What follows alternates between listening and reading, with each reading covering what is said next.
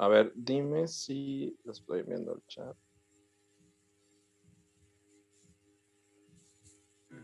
Ya estamos grabando.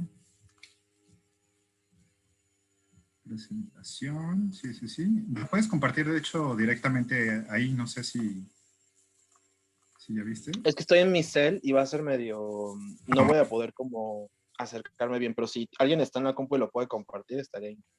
sí, sí, sí. Y es chiquita, ¿eh? Es muy, muy chiquita esa presentación. Súper bien, ¿sabes? HBTN. ¿Nos explicas qué es eso? ¿Cuáles, cuáles? HBTN son las siglas que El aparecen. HTTP. Sí. Entonces, compartiremos pantalla. Justo, sí. HPX 3002, lo que tenemos en pantalla. Sí. Excelente. Pues vale, ¿alguna otra cosa que quieras que mencionemos o algo así antes de que ya pasemos al aire? Ya estamos grabando y ahorita ya pasamos al aire. No, creo que ahorita todo bien. Cualquier cosa digo corte, corte y editamos. No, no es cierto. Perfecto, no, esto es en vivo, amor, esto es en vivo. Pero algún proyecto, sobre todo, algo que tengas como en puerta, porque tú estás metido en muchas cosas, entonces igual, para que nos digas. Pues terminando Mosaico, ¿qué planeas hacer? Ay, no, pues Mosaico es a mediano plazo, pero justo creo que puedo platicar como algunas de las cosas que tenemos como, o de las ideas que hay en puerta. Entonces sí, con mucho gusto comparto como los proyectos en los que vamos a estar colaborando. Perfecto. La otra cosa, tú que estás en Imprep y Fer que está en Mosaico, ¿se puede decir al aire que está Fer en Mosaico o no se puede decir que está en Mosaico? Él sí puede, sí, o sea, él sí podría, digamos, como compartir su experiencia siempre y cuando sea como desde su Él, perspectiva sí, justo, ¿no? Como los y, y desde esa plataforma desde la que él quiera como platicar. O sea, lo que yo no puedo es como desde la plataforma de Mosaico decir como de, esto es Fernando, por un asunto Ok. de privacidad. Obvio, Pero si obvio. él quiere platicarlo, adelante. Ok, sale, perfecto. Chan, chan, chan, chan, chan. Listo, pues lo voy a poner en vivo.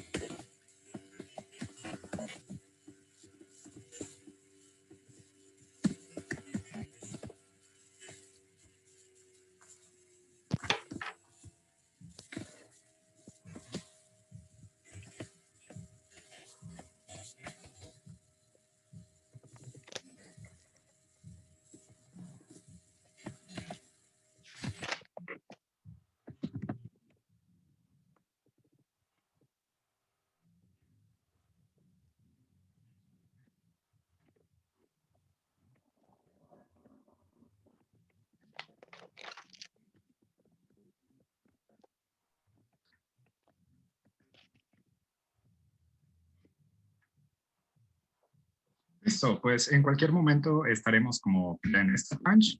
Y ¡Ah! sí, emocionante, emocionante. Ya tenemos igual acá las hijas conectadas. Está justo nuestro ingeniero biomédico Jesús Salas, hermoso, que también seguro que tuvo los programas ahí. Carlos Fonseca de, bueno, ¿viste? La hija Bones, Alejandro Alvarado. Y pues bueno, esperemos a que transmita. Listo.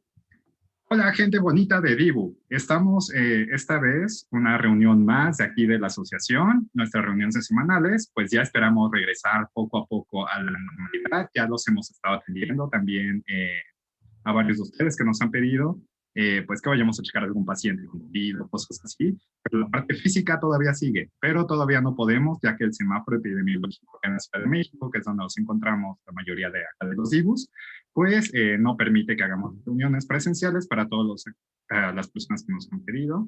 Para las personas que nos han hablado, por ejemplo, de las despensas y demás para personas con VIH que hay ahorita, pues igual el programa está detenido, gente, entonces pues aguántenos un poquito más, pero pueden seguirse comunicando con nosotros a través pues, de nuestras plataformas digitales y, como saben, todas las semanas, todos los miércoles, tenemos nuestra reunión presencial, pero pues esta vez la estamos haciendo a través de Zoom y tenemos hoy un invitado de súper lujo, Francisco Panch Tenorio, de cariño le decimos Gracias. Panch, justo. Y pues hoy vamos a hablar de un tema que nos han pedido ya mucho, que son vacunas.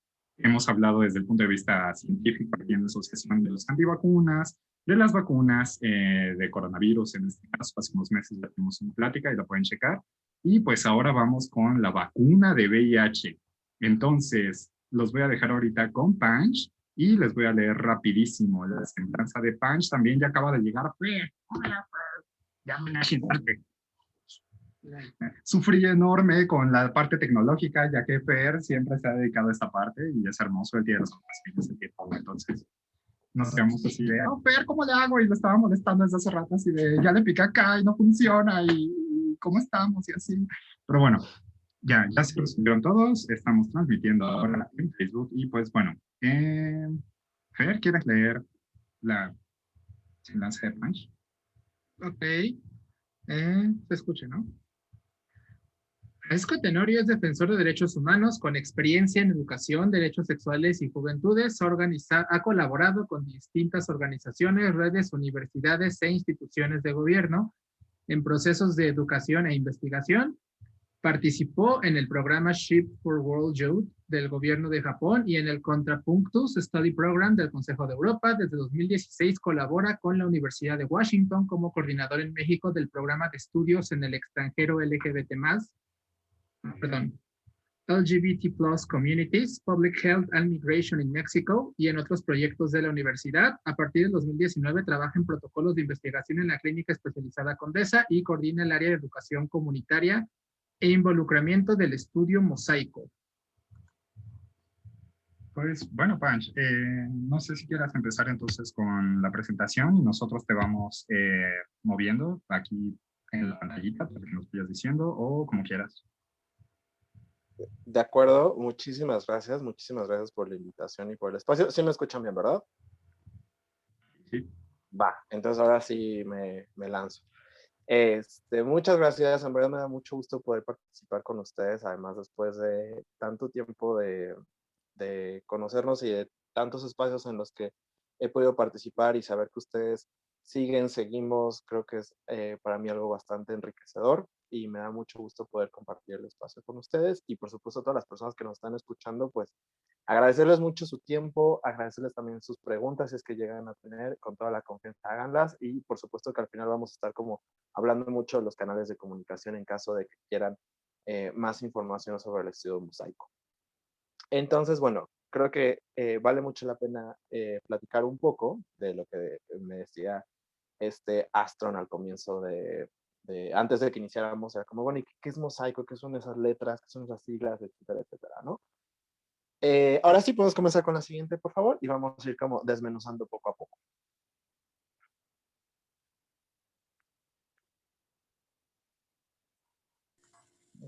Perfecto, Panch. Un segundo. Sí. Y también queremos que nos comentaras, antes de poder avanzar un poquito, Claro. ¿qué significan las siglas HPX y HBTN 706? Claro. Las siglas son los nombres de los estudios. Generalmente los estudios clínicos, muchos, no siempre, pero tienen algún nombre, ¿no? Así como protocolo START, protocolo Invocodo, protocolo Approach, protocolo Mosaico. Y los nombres, muchas veces son los nombres de las redes que están participando en esta investigación y generalmente tienen un número. Entonces, en muchas ocasiones, en vez de estar diciendo como estudio Mosaico, decimos el HBTN 700. Entonces, sabiendo que el HBTN 706 es el estudio mosaico en el que participa la red HBTN, de la que creo que más adelante voy a platicar, porque vale mucho la pena platicar sobre el HBTN.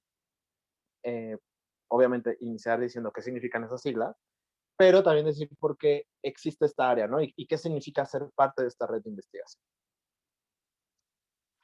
Entonces comenzamos con esta lámina que justo decimos o nos preguntamos qué es mosaico, ¿no? O sea, vamos caminando y nos encontramos con algo de información y decimos, bueno, ¿qué es esto? Mosaico es un estudio internacional que busca comprobar si un régimen experimental de vacunas puede prevenir una infección por VIH en América y en Europa. Es muy, muy, muy importante mencionar lo siguiente. Es una fase 3 de investigación. Yo sé que en este espacio, pues muchas personas están familiarizadas con lo que son las fases de investigación clínica, pero pues hay personas que a lo mejor todavía no conocen o no nos hemos acercado tanto desde la ciencia, ¿no? Entonces, recordar que una fase 3, ¿qué implica una fase 3? Los ensayos clínicos empiezan con una fase preclínica, que aquí mis queridos la conocen muy bien, que implica estar en laboratorio, con pipeta, con cajitas de Petri, con microscopios, etcétera, etcétera. Más adelante, se empiezan a hacer pruebas con animales, después con primates no humanos, y después llegamos a las fases de investigación con personas, siempre y cuando que las fases anteriores hayan sido alentadoras, ¿no? O vemos que hay unas buenas respuestas de lo que se está investigando. Llegamos a la fase 1 de investigación, que la fase 1 es generalmente en un grupo pequeño de personas. ¿Por qué? Porque en ese momento lo que vemos principalmente es la seguridad, saber si lo que se está investigando es seguro para aplicarlo en humanos. Eso es la fase 1, después se pasa a la fase 2, que la fase 2 también se sigue viendo la seguridad, pero también en este momento se ve la reactogenicidad. ¿A qué nos referimos con reactogenicidad? Cómo responde el cuerpo y sobre todo cómo es la respuesta del sistema inmune ante, en este caso porque es una vacuna, entonces vamos a estar hablando mucho de nuestro sistema inmune.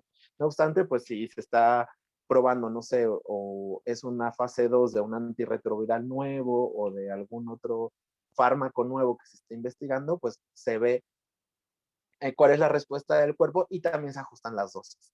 Después viene la fase 3. ¿Qué es la fase 3 y qué implica la fase 3? La fase 3 implica que el producto en investigación se aplica en miles de personas, en muchos países y sobre todo en esta fase se sigue viendo la seguridad, la respuesta del cuerpo y la eficacia. Entonces, ¿a qué nos referimos por eficacia? Saber si este producto en investigación funciona o no. ¿Y cómo vamos a saber si funciona o no?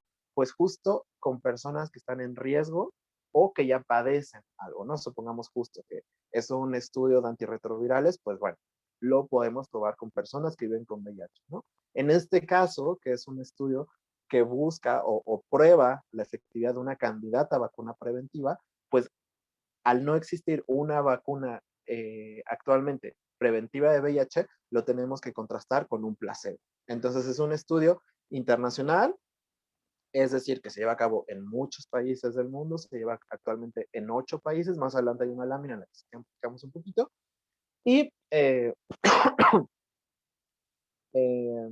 fase 3. Entonces decimos que estamos investigando todavía la seguridad, la respuesta del cuerpo y sobre todo la eficacia. Ya tenemos, para haber llegado hasta esta fase, se han necesitado muchísimos años de investigación, muchísimo trabajo y ya pasamos alentadoramente a la fase 1 y la fase 2. No obstante, hasta que no termine esta fase, que es la fase 3 y la última fase antes de que se pueda, digamos, distribuir de manera masiva, no obtenemos más, digamos, es la última fase, ¿no? Antes de poderlo hacer.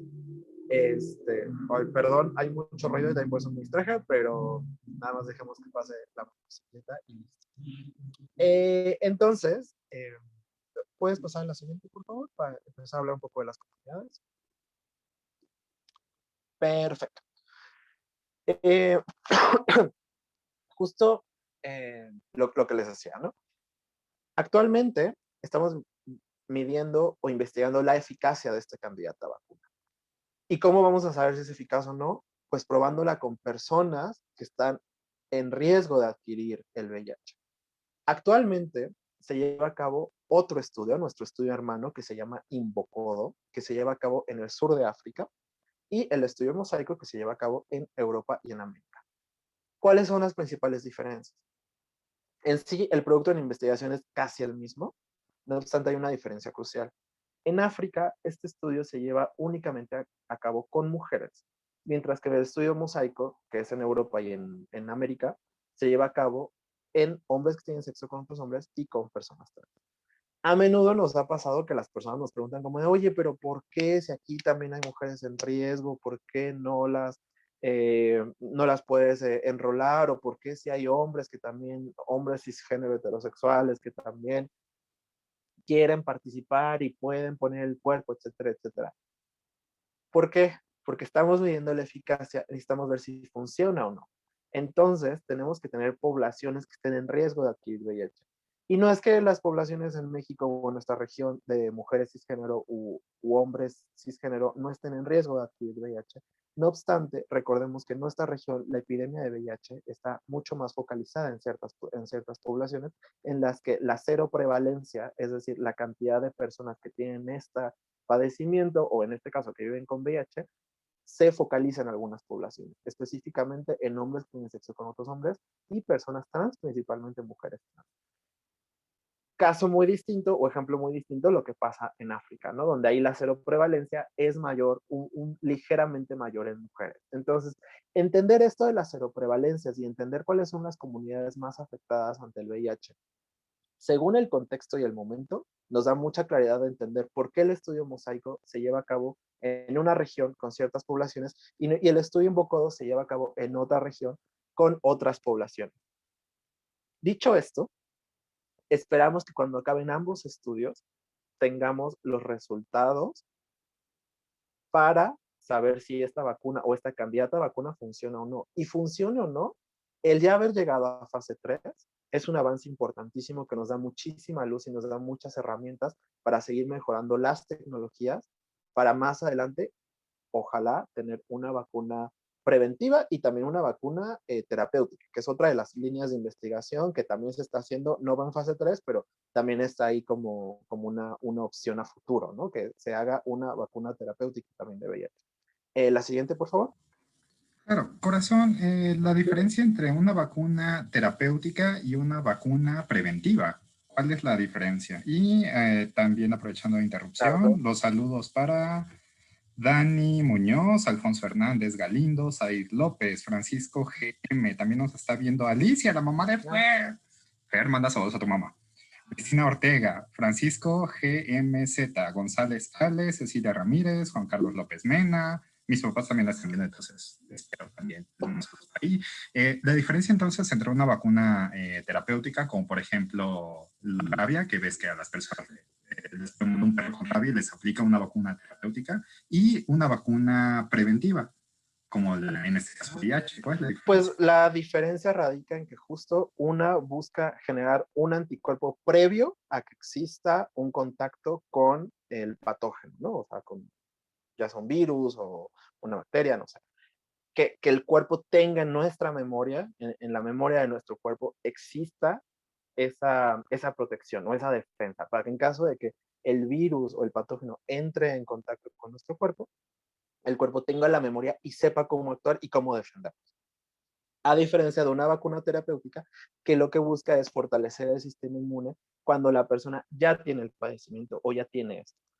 Actualmente, y por ejemplo, eso es una nota al pie que quizá no va tan relacionada a esta pregunta, pero una de las cuestiones es que, por ejemplo, los tratamientos antirretrovirales se considera una cura funcional y no una cura esterilizante, como se le llama médicamente, porque justo no elimina el virus. El virus sigue en el cuerpo, sigue sobre todo en algunas partes del cuerpo a los cuales los antirretrovirales no llegan, y sobre todo el virus, digamos que se queda dormidito por ahí. Entonces, eso hace difícil que los antirretrovirales lleguen o curen o eliminen el virus del cuerpo. Entonces, esa es la principal diferencia, ¿no? O sea, una va hacia prepararnos antes de que pueda estar en contacto con el patógeno y la otra es para una vez de que el cuerpo ya tiene o ya ha estado en contacto con este patógeno. Ahora sí que por el espacio estoy tratando de usar la mayoría de los tecnicismos que sé. Yo no soy médico, yo no vengo de las ciencias médicas ni de las ciencias de la salud, pero ahora sí que en este espacio me siento con toda la confianza de poder utilizar esas expresiones. Y bueno, entonces, este estudio internacional comenzó en 2019, todo iba como con la mejor de las intenciones, ya todo estaba como por dar luz verde, por comenzar a trabajar, y pues llegó la pandemia de COVID y nos recordó lo complejo que es vivir en medio de una pandemia, ¿no? Y las pandemias, como en muchas ocasiones, distintas, y sobre todo activistas de VIH han hecho mucho énfasis, ¿no? Así como no es la única pandemia vigente y hay otras pandemias, entre ellas las del VIH. Entonces, este estudio comenzó en 2019, sí hubo algunas personas enroladas en 2019, sobre todo en Estados Unidos. No obstante, como todos lo sabemos, como lo vivimos día a día, llegó una nueva pandemia que nos obligó a prácticamente retroceder o parar, este, no sé, 8, 10 meses, más 11 meses. Entonces, este estudio se lleva a cabo en Argentina, Brasil, Italia, México, Perú, Polonia, España y Estados Unidos. ¿Quiénes llevan esta investigación en México e internacionalmente? Internacionalmente se lleva a cabo o es desarrollada, liderada por el HVTN, HVTN, que significa HIV Vaccine Trial Network. Ese es el nombre en inglés, que en español es algo así como Red de Ensayos de Vacuna de VIH, de Vacuna Preventiva de VIH. Este es un consorcio, es una red de investigación que a su vez pertenece a otro instituto de investigación que se llama Fred Hutch. Fred Hutch es uno de los principales institutos de investigación médica en Estados Unidos y también su principal fortaleza es la investigación de cáncer, pero tiene unas divisiones de VIH y de otros padecimientos. La división o la parte que pertenece a la Fred Hutch es el HVTN, que es la red con la que estamos trabajando. Entonces, digamos que esta es una plataforma que aglutina a muchísimos centros de investigación en todo el mundo. Son más de 100, si no me equivoco, en todo el mundo. Según el protocolo, pues hay distintos centros de investigación. Actualmente, como les platicaba, el estudio Mosaico se lleva a cabo en Europa y en América, y el estudio Invocodo se lleva en África. Ambos estudios son liderados y son llevados a cabo por el HVTN, que eran las siglas que aparecían en un comienzo, que justo, no sé si vemos HVTN 701, o no sé, gracias, el HVTN, es donde podemos ver el nombre del protocolo. Entonces, esas son esas siglas lo que significan, y nos indica el nombre de la red en la que estamos colaborando. ¿Qué significa ser parte de una red internacional? Que creo que eso es algo que a veces no consideramos, o sobre todo cuando estamos hablando de ensayos clínicos, como que en muchas ocasiones se nos olvida como qué hay detrás, ¿no? O sea, estar detrás o formar parte de una red internacional de investigación, pues tiene en primer lugar, saber que para ingresar se requieren muchísimos requisitos, muchísimos requisitos para el sitio de investigación. Garantizar la máxima seguridad de participantes, garantizar que los espacios sean adecuados, garantizar que el equipo esté lo mejor preparado, garantizar que se cumplan todos los lineamientos normativos. Generalmente no son solo lo que los manda COFEPRIS, que es nuestra agencia reguladora local, sino también los estándares internacionales, que en este caso están alineados todos con Estados Unidos. Entonces, ser parte de una red de investigación como esta, más una red de investigación tan grande, implica que desde acá tiene que existir un compromiso de trabajo y un compromiso de garantizar seguridad para quienes participan, protección de datos, acompañamiento, etcétera, etcétera. Y una de las principales cuestiones, que es allá donde entro yo y donde entran como las personas con las que trabajo, es que esta red en particular, así como otras redes de investigación, demandan o piden que para ser parte de esta red, las personas el sitio de investigación cuente también con un área destinada al involucramiento con las comunidades. Entonces, eso es una firme convicción y eso es una garantía también que se da desde la red o que se busca construir desde la red para que las comunidades sean escuchadas y se puedan involucrar de la mayor forma posible en los procesos de investigación. Con esto cierro este tema muy breve. Por ejemplo, tenemos o contamos con un consejo asesor comunitario en el cual lo integran personas de las distintas comunidades a las que van enfocados los estudios clínicos, las cuales pueden asesorarnos o pueden brindarnos orientación sobre cómo acercarnos a las comunidades, sobre cuáles son las necesidades de las comunidades para mejorar nuestro trabajo. Entonces, ser parte de esta red no solo nos ha representado un reto, y me gusta decir reto porque ha sido un reto, pero a la vez ha sido algo en lo que hemos ganado muchísimo y en lo que hemos aprendido muchísimo, ha sido un reto por la parte de garantizar los mejores estándares clínicos, pero también por desarrollar y echar a andar un área que busque involucrarse con las comunidades y que sea un poco este proceso dialógico entre comunidades y equipos de investigación. Es un reto y es complicado, sí, pero ahí estamos intentando hacerlo.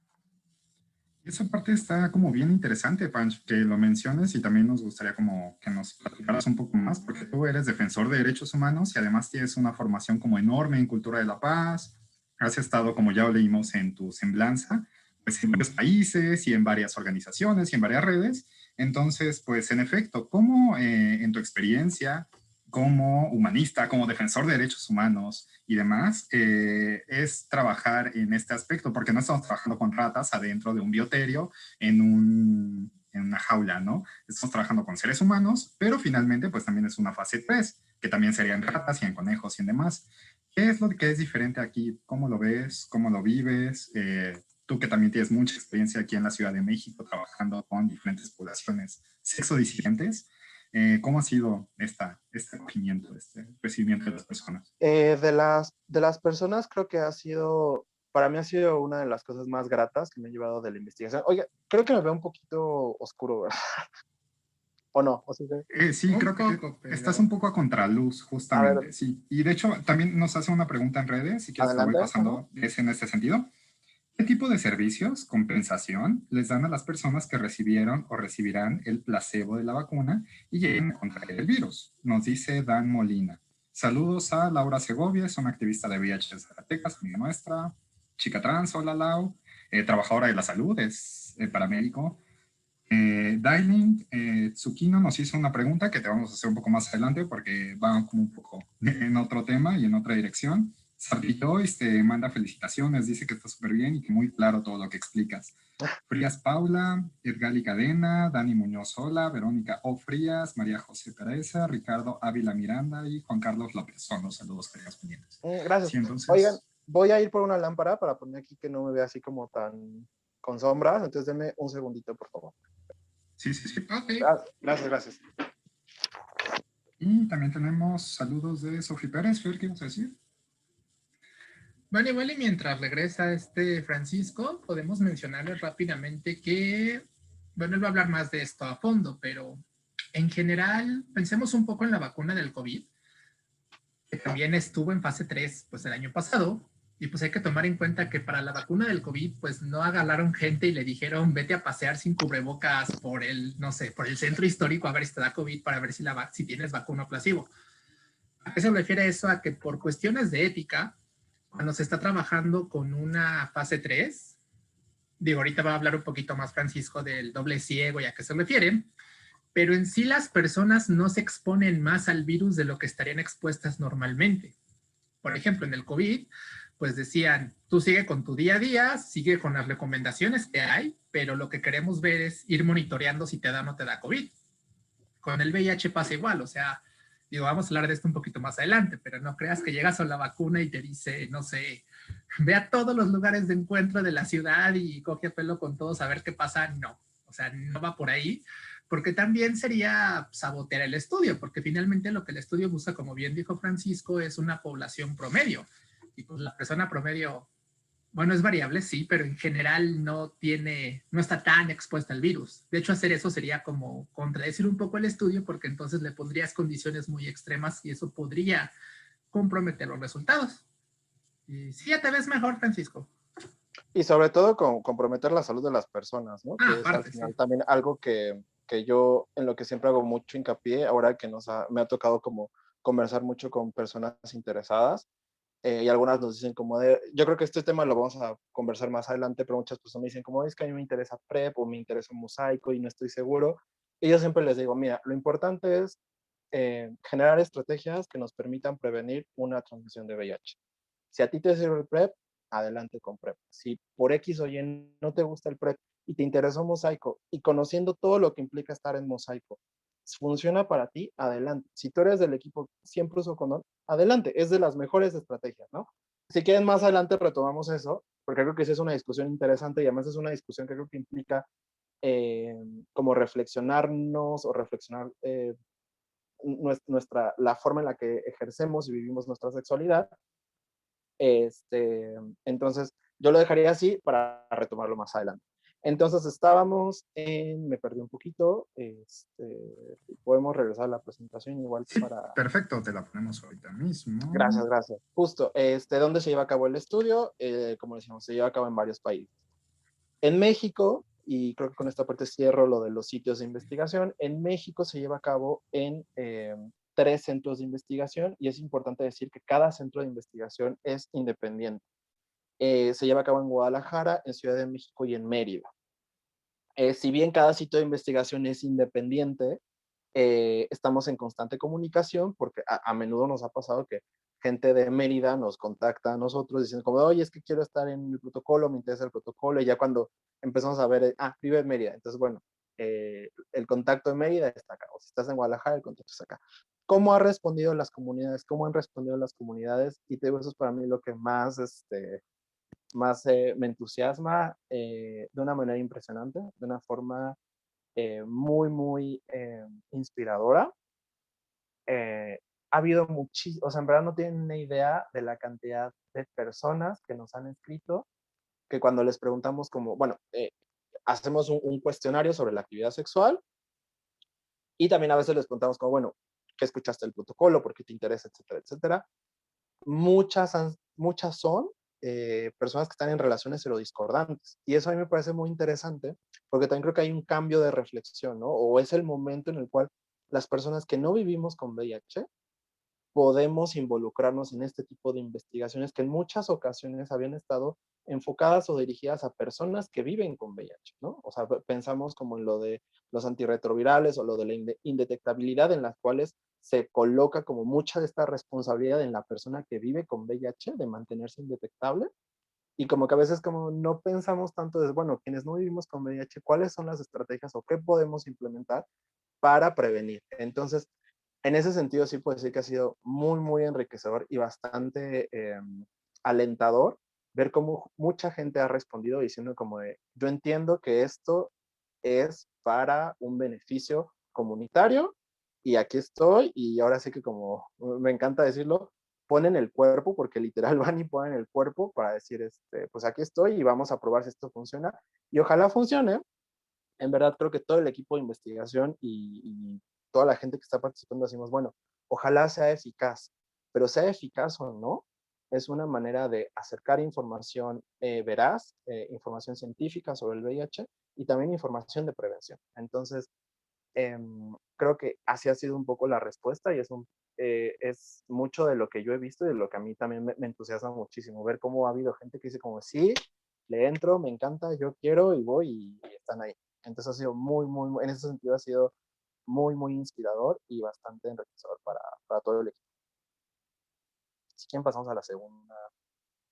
¿Qué son estas vacunas? No me quiero detener tanto en esto, uno, porque yo no soy químico médico y el equipo médico lo explica mucho mejor. En caso de que alguien quiera como esta información mucho más desmenuzada y detallada, con gusto nos pueden escribir y facilitamos como la información o nos acercamos a esta persona con información mucho más detallada.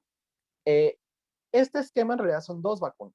son dos vacunas que se prueban a lo largo de un año, y implica 4 aplicaciones. Las vacunas en investigación es el AD26, vacuna AD26 y la vacuna GP140, que si mal no entiendo, son los nombres de las proteínas. Y esto es importante, esto es muy, muy, muy importante señalarlo. Eh, estas vacunas no transmiten el VIH. La vacuna no va a transmitir el VIH. ¿Qué es lo que son estas vacunas? No son vacunas ni con virus atenuado, ni con virus desactivado, ni células infectadas, etcétera, etcétera. Estas son proteínas recombinantes. ¿A qué nos referimos con proteínas recombinantes? Proteínas recreadas sintéticamente en laboratorios. Y creo que es algo muy bonito y nos ayuda también a entender por qué se llama mosaico el protocolo. ¿Puedes regresar a la primera lámina, por favor? Ahí está. Pues como pueden ver, dice mosaico y pareciera que es un mosaico. O sea, que literal está hecho con teselas, ¿no? Con estas piezas chiquitas con las que están hechas los mosaicos. Pues se llama así también porque eso fue lo que hicieron. Por mucho tiempo, o analizaban muchos virus, ¿no? O sea, secuenciaban los virus, ¿sí secuencia? Bueno, no sé, ustedes me dirán. Se van haciendo, viendo las proteínas, ¿no? que componen el virus. Lo que hicieron fue recrearlas, y entonces, no sé, si tuvieron 10,000 virus, dijeron, bueno, este virus y este otro virus y estos 5,000 virus, ¿qué comparten? Ah, bueno, pues mira, nos dimos cuenta que todos comparten este pedacito rojo. Y esta otra secuencia, ¿qué comparten estos 500 virus? Ah, mira, todos comparten este pedacito amarillo. Entonces, fueron uniendo como pedacitos de muchos virus o recreando proteínas del VIH, de los virus del VIH, y hicieron como un esqueleto, como una imagen o un muñeco del VIH, en el cual eh, asemeja esto, pero por supuesto no tiene la misma no ataca al cuerpo de la misma manera. Entonces, decirle al cuerpo, mira, este es del que tienes que generar un anticuerpo. En caso de que entre, ya vas a tener la manera de defenderlo. Por eso se llama mosaico, y muy importante señalar también, como pueden ver, tiene 8 colores que corresponden a los 6 colores del arco iris y 2 colores que es azul y rosa, que si se dan cuenta también nos recuerda a la bandera arco iris y a los colores de la bandera trans. Y también es una manera de reconocer a las poblaciones a las cuales va dirigido este estudio. Entonces, podemos bajar, por favor, a donde estábamos. Precioso eso que mencionaste ahorita, corazón. Te amamos eternamente con esta Sí, parte del claro. mosaico. Es una forma, sí, yo también cuando lo supe estaba así como de, los amo, porque va a eso, ¿no? O sea, es una forma de reconocer y de rendir homenaje a las poblaciones más afectadas en esta región, y de invitar a que a que participen. Justo le iba a preguntar porque acá veíamos en efecto en el mosaico, vemos hasta abajo los colores también, como bien nos dijiste, de la población y de la bandera trans, entonces está padrísimo. Y también sacaste acá la vena, para los que no saben, Panch Tenorio también estudió un poco de historia del arte, estaba estudiando historia del arte, entonces cuando dijiste teselas, Ah, claro, yo de dije, Antesela, sí. así como siempre a Feria Minosa de lo Científico, a ti te sale el artista, está hermoso esta analogía. Los mosaiquitos, sí, claro. Los mosaiquitos y los azulejitos, ¿no? Son las Los teselas. Y así pedacitos, de, ajá, son ay, teselas. hermoso, hermoso corazón. Y pues sí, qué padre. Y mencionaste igual algo muy importante para nosotros en la parte de ciencia, que es recombinante. Porque mucha gente se encuentra en los transgénicos, pues adivinen que recombinante es el eufemismo, la forma bonita que tenemos de llamarle a los transgénicos. Estos son organismos transgénicos, son organismos genéticamente modificados, ¿no? Entonces, para todos los que tienen mucha quimiofobia y esta parte que están muy en contra de transgénicos, pues bueno, no tendríamos nada de esta tecnología si no tuviéramos organismos transgénicos. Entonces, sí, justo, ¿no? La parte del mosaico que vas agarrando, y es ingeniería genética lo que se hace para hacer. Es ingeniería genética, sí. Ingeniería genética así como al 80,000%. Hermoso. Pues bueno, ¿te dejamos esta diapositiva o la que sigue? No, la que sigue, por favor, que creo que ya casi acaba. Bueno, ¿dónde se lleva el estudio? Les platicaba, comenzó en 2019, pero bueno, vino una pandemia que nos obligó a retrasar un poquito el estudio. Y en México, específicamente en Ciudad de México, se lleva a cabo Es una colaboración bastante interesante entre la clínica especializada, entre las clínicas especializadas Condesa, que específicamente la unidad de investigación está en la clínica especializada Condesa Iztapalapa. A quienes no las conozcan, les invito a que vayan a cualquiera de las dos clínicas, pero la de Iztapalapa, que es una que a veces no acude tanta población, vayan. Ya sé que no está en la zona céntrica de la ciudad, pero les invito a que la conozcan porque también tiene muy buenos servicios, tiene un modelo integral de atención y tiene además mosaico. Entonces, ¿qué más quieren? ¿Qué más quieren para ir a visitar la clínica especializada con Iztapalapa? Y el otro ente que participa y el otro ente que forma parte de la investigación en Ciudad de México es el Instituto Nacional de Ciencias Médicas y Nutrición, Salvador Subirán, que también es uno de los institutos más avanzados o más importantes de investigación médica de nuestro país. Entonces, esta colaboración entre uno de los principales referentes de VIH no solo del país, sino de la región, y del instituto o uno de los institutos que tiene más producción científica, pues también nos dice mucho de el nivel de investigación que estamos llevando y lo que les decía, los estándares en verdad son muy altos, o sea, si hubieran cuántas capacitaciones hemos tenido, en verdad, no sé, ha habido capacitaciones de dónde poner cada frasquito del refrigerador. O sea, hay cosas muy, muy específicas que hasta que no estamos como dentro de este proceso de investigación, no dimensionamos lo complejo que es este tipo de investigaciones. Yo sé que ustedes, muchos están mucho más cercanos a este tipo de investigaciones, pero yo que de repente llegué a venir desde la Chaires, no la Chaires, pero desde otros espacios mucho más enfocados hacia lo social, de repente llegar y ver todo esto fue así como, wow, o sea, no, yo nunca dimensioné o nunca pensé todas las implicaciones que tiene la investigación clínica. Entonces, en ese sentido ha sido también muy enriquecedor y bastante formativo para quienes estamos en el área de educación comunitaria, porque también es como aprender de ambos lados y ha habido este proceso muy dialógico o muy de, de construir en conjunto con el equipo médico y con el equipo comunitario, que estamos como, bueno, hay que hacer esto, hay que acercarnos por acá, podemos hacer esto, otro, y a la vez escuchar a la parte del equipo clínico, ¿no? Que también nos dicen como, bueno, esto. Entonces creo que ha sido un ganar-ganar de ambos lados y al final, les digo, lo que más nos interesa es garantizar la seguridad de quienes, no, de quienes decidan integrarse al protocolo y también una plataforma de difusión científica. Entonces también creo que ojalá sea la primera de varias colaboraciones que tengamos con Dibu, porque también en un futuro vienen otros proyectos, pero creo que eso lo podemos como abordar un poquito más al final. La siguiente lámina, por favor. Y creo que también me habían preguntado, bueno, creo que los podemos abordar acá, la pregunta que nos hicieron, que no lo alcanzé a escuchar bien, nada más decían que servicios para quienes, ¿cuáles son los servicios para quienes reciben placebo y adquieren el virus? Eso fue lo que preguntaron, ¿cierto?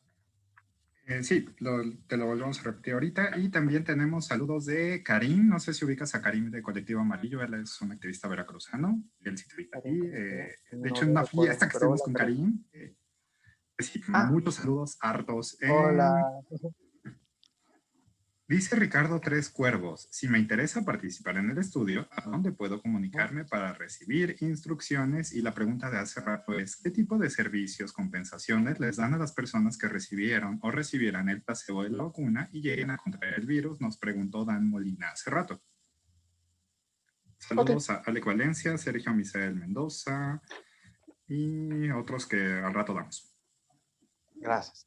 Pues justo un poco lo que platicaba Fer, nuestro trabajo y nuestra recomendación siempre es decirle a las personas, eh, cuídate, continúa tu vida sexual como la tienes ahora, porque justo una de los principales objetivos o de los principales, eh, nuestro ideal es justo llegar a las poblaciones y a las personas que tienen una vida sexual activa.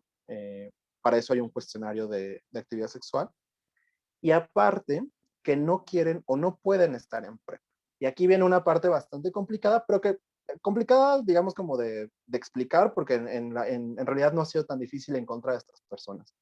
como muchas personas sabemos, existe la profilaxis preexposición al VIH, que es una forma eficaz de prevenir la transmisión del VIH.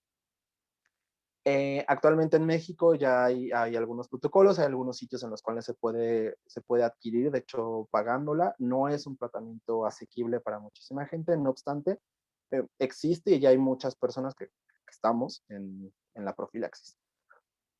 Entonces, idealmente buscamos a las personas que nos dicen, oye, yo no quiero estar en PrEP porque no me gustó, porque no tenía buena adherencia, porque se me olvidaba la toma, por lo que quieran, o las personas que nunca, que siempre nos dijeron como, sabes que yo no me interesa la PrEP, que ha habido muchas, que dicen como, sí la conozco, pero pues no me dan ganas, me da flojera lo que quieras. Y o personas que también estaban en PrEP y tuvieron alguna, no sé, como problemas de función renal o de función hepática y decidieron suspenderlo por eso. Idealmente vamos hacia esas personas. Entonces, nuestra invitación va a ser siempre a todas las personas que estén en el protocolo, decir justo, continúa con tu vida sexual y cuídate lo más que puedas, bajo todas las opciones de cuidados que existen actualmente, o todas las opciones de cuidados que podemos garantizar, ¿no? Como por ejemplo condón, lubricante, aparte también hay consejería y acompañamiento de salud sexual. Entonces, las personas que lleguen a adquirir el VIH, en primero, pues sí, hay un seguimiento por parte del estudio de 6 meses, sobre todo porque justo allí vale mucho la pena romper el ciego y saber, bueno, la persona estaba en placebo o la persona estaba en vacuna o qué pasó, a lo mejor el anticuerpo no es tan efectivo, etcétera, etcétera, ¿no? Hay un seguimiento de 6 meses y posteriormente se canaliza a la institución en la que la persona tenga derecho a bienes. Recordemos que en nuestro país es un sistema de salud fragmentado, o varios sistemas de salud, entonces según el tipo de seguridad social con el que cuente la persona, pues se deriva ya sea ISSSTE, IMSS, Sedena, o en caso de que no tenga ninguno de estos, INSABI, y lo podemos incorporar a los servicios de la clínica o de un Capacit en caso de que la persona viva, no sé, en el Estado de México o en algún otro sitio. Entonces, eso es, digamos, como los servicios o digamos, el seguimiento y acompañamiento que se le da a las personas que llegaran a adquirir el VIH. Ojalá no haya personas que adquieran el VIH, pero bueno, eso es lo que se hace o cómo vamos a acompañar este proceso. ¿Qué incluye o cuáles son, digamos, los servicios para las personas que están en el protocolo? Pues es un protocolo que dura 2 años y medio, como les comentaba. El primer año son las 4 aplicaciones del producto de investigación cada 3 meses y después es 1 año y medio de seguimiento también cada 3 meses. En cada visita se hacen pruebas de VIH, sífilis y clamidia y gonorrea. Clamidia y gonorrea es tanto por exudado rectal, bucofaringeo y muestra de orina. Entonces es un screening bastante completo de salud sexual y también por parte de la clínica podemos hacer pruebas de hepatitis B y C. Todo esto nos lleva a decir que independientemente en el grupo en el que esté la persona, ya sea placebo o sea la candidata a vacuna, hay un seguimiento y un acompañamiento tanto de VIH y otras ITS. Vale la pena mencionar que es carísimo, porque como bien mencionaste, si es con exudado, el exudado pues se hace por PCR y ya creo que afortunadamente la pandemia nos dejó un léxico más amplio científico. Ya saben que la PCR es una prueba muy cara, es la cadena de polimerización, es una reacción química pues carísima. Exacto, y entonces pues es carísimo estas pruebas y las hacen entonces periódicamente y de forma gratuita. Ah, por cierto, sí. Tiene un dato curioso, uno de los científicos a quien le dieron un Nobel porque contribuyó a la PCR, no, creo que es otro, bueno, a lo mejor es el mismo, es negacionista del VIH, o sea, él cree que el VIH no existe, a pesar de que... Ok, luego me pasas el nombre, está interesante investigar de esta persona.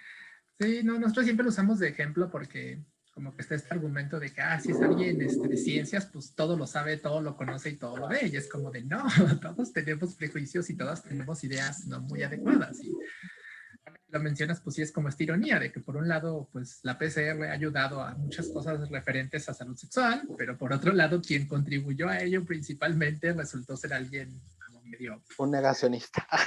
Sí, es todo un tema del cual podemos hablar luego. Pero igual, Francisco, quería también que nos mencionaras brevemente, porque creo que la gente tiene un poco confundida, igual ya hablaste un poquito de eso, pero como que la gente no entiende bien el término placebo, como que creen que es como homeopatía, que les vas a inyectar agua. Entonces, no sé si nos puedes explicar un poquito en este proyecto en particular a qué se refieren con placebo y por qué se dice, que también como dijo Astron, pues ya has escuchado más por todo lo del COVID, pero igual y recordarles un poquito a qué nos referimos, igual ya lo mencionaste, pero no está de más recordarlo, cuando decimos que este es un proyecto de doble ciego, porque digo, es un término que pues, los que estamos acá lo conocemos, tú lo conoces por el proyecto, algunas personas lo habrán leído cuando leyeron de las vacunas del COVID, pero igual nos puedes hablar un poquito de eso, porque pues, la gente cree eso, cree que el placebo es que te inyecten agua con azúcar o agua destilada, y pues es un poquito más complejo que eso. Claro, con mucho gusto lo hablo y hacia allá iba. Solo quiero nada más, nota al pie. Como decía Astron, sí, estas pruebas son carísimas. O sea, yo no podía creer que un aparatito de este tamaño, o sea, en verdad, más chiquito que un horno de microondas, o sea, cuando yo lo vi como de, este aparato cuesta eso, o sea, el costo del GeneXpert, que es donde se procesan las pruebas PCR, es muy caro, es muy caro. Todos los insumos de laboratorio son carísimos. Bueno, sí, sí, sí. En ese sentido, digamos, este tipo de estudios, hacérselos cada 3 meses sí sería un poquito eh, oneroso para nuestros bolsillos, pero bueno, quienes estén en Mosaico, pues cada 3 meses van a recibir uno de estos, un chequeo de todos estos, de estas pruebas que hacemos. ¿A qué nos referimos con un estudio doble ciego controlado con placebo? Y era un poco lo que hablaba al comienzo, que justo no pudimos profundizar, pero creo que ahora es un muy buen momento. Como les decía, la fase 3 implica probar el producto en investigación con otro, ya sea, o no sé, supongamos que es un antirretroviral, ¿no? Bueno, supongamos que tengamos este nuevo esquema, que a lo mejor este esquema antirretroviral va a durar, en vez de que sea 24 horas, que te lo puedas tomar una vez a la semana.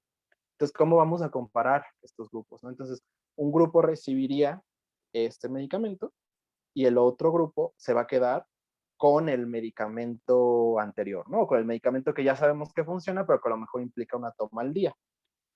Entonces, al final se comparan ambos grupos. Si vemos que el resultado es el mismo en ambos grupos, o que incluso a lo mejor el grupo que tiene el nuevo esquema, que solo es una toma al día, o no sé, o sea, ahorita estoy nada más hablando, dando ejemplos, a lo mejor no son tan tangibles, pero que al final podemos comparar ambos grupos y decir, bueno, a lo mejor incluso este grupo tuvo mejor supresión viral, ¿no? O tuvo mejor, o hubo más indetectabilidad en el otro grupo, en el grupo del nuevo medicamento.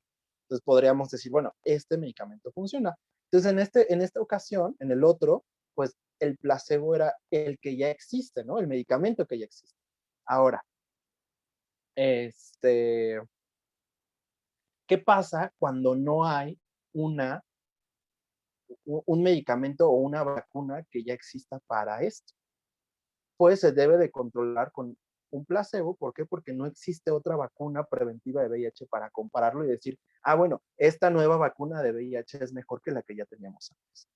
Entonces, ¿qué es el placebo? Pues es en este caso muy concreto, es solución salina que se le inyecta a la persona. Y al final, doble ciego quiere decir que nadie del equipo sabemos en qué grupo está la persona. Solo hay dos personas que son no ciegas, que son las farmacistas, que son las personas que preparan el producto, pero ellas incluso, por ejemplo, tienen otro chat, tienen otros correos, o sea, casi no están en contacto, o ellas no pueden estar en contacto con participantes. ¿Por qué? Porque justo es una forma de no sesgar el estudio.